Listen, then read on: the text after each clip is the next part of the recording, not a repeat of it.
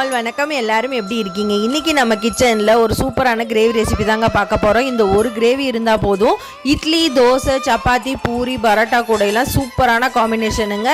என்னோட ஸ்டைலில் கும்பகோணம் கடப்பா எப்படி செய்கிறதுன்னு பார்க்கலாம். Welcomes to Deep's delicious kitchen. 5லிருந்து 6 பேர் சாப்பிட்ற அளவுக்கு நான் செய்ய போகிறேன். இதுக்கு ஒரு அரை டீஸ்பூன் அளவு கசகசா எடுத்து ஒரு 1/2 hour ஊற வச்சுருங்க. இப்போது இந்த 1 கப் அளவு தான் பாசிப்பருப்பு எடுத்திருக்கேன். இதுவே நிறைய குழம்பு தரும், நீங்கள் அளவுகளை பார்த்து போட்டுக்கோங்க.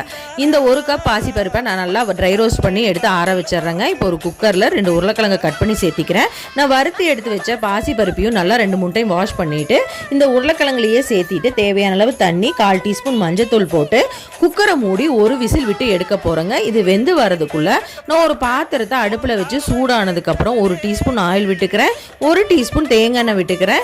இதுக்கு 1/2 டீஸ்பூன் கடுகு, 1/2 டீஸ்பூன் சீரகம், 1 பட்டை, 1 பிரிஞ்சி இலை சேர்த்து நல்லா பொரிஞ்சதுக்கப்புறம் 5லிருந்து 6 பல் பூண்டு, 1 பெரிய வெங்காயத்தை கட் பண்ணி சேர்த்து நல்லா வதக்கி விடுறேன். இது நல்லா வதங்கி வந்ததுக்கப்புறம் தேவையான அளவு உப்பு சேர்த்து வதக்குறேங்க. இது கூட ஒரே ஒரு தக்காளி கட் பண்ணி சேர்த்து நல்லா வதக்கி விடுங்க.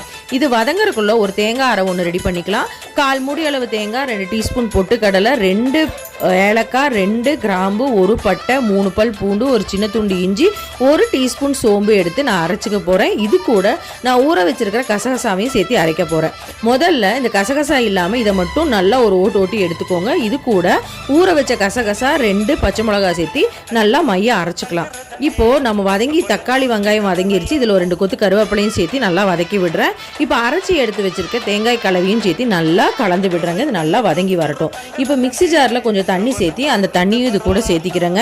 இப்போது கொஞ்சம் தேவையான அளவு தண்ணியும் சேர்த்து இது நல்லா கொதிக்கட்டும். இப்போ நம்மளோட பருப்பும் வெந்து வந்துருச்சு. பருப்புல இருந்து உருளைக்கிழங்கை மட்டும் நான் தனியாக எடுத்து வச்சிடுறேங்க. தனியாக எடுத்துட்டு இந்த பருப்பை நல்லா மசிச்சு விட்டுருங்க. பருப்பே தெரியாத அளவுக்கு நல்லா மசிச்சிடணும். இந்த மாதிரி நல்லா மசிச்சு விட்டுருங்க. இப்போ உருளைக்கிழங்கை ஒன்றும் பாதியாக உடச்சி இந்த குழம்புல சேர்த்திக்கலாங்க.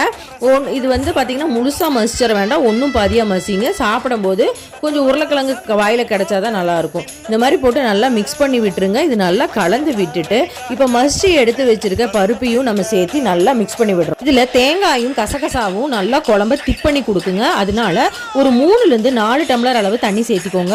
இன்னைக்கு இட்லிக்கு செஞ்சதுனால நான் தண்ணி இந்த அளவுக்கு சேர்த்திருக்கேன். நீங்கள் சப்பாத்திக்கு செய்கிற மாதிரி இருந்தால் 2 டம்ளர் தண்ணி சேர்த்தினீங்கன்னா போதும். அப்போ தான் கிரேவி கொஞ்சம் கெட்டியாக வரும், சப்பாத்தி பூரிக்கு நல்லா இருக்கும். சூப்பராக இருக்குங்க. இப்போ நல்லா கொதி வந்துருச்சு. 2 கொத்து கொத்தமல்லி இலைகளையும் சேர்த்து நல்லா கொதிக்க விட போகிறோம். 2 கொதி விட்டு இப்போ இறக்கிடலாம். சூப்பரான கும்பகோணம் கடப்பா ரெடி ஆயிடுச்சு.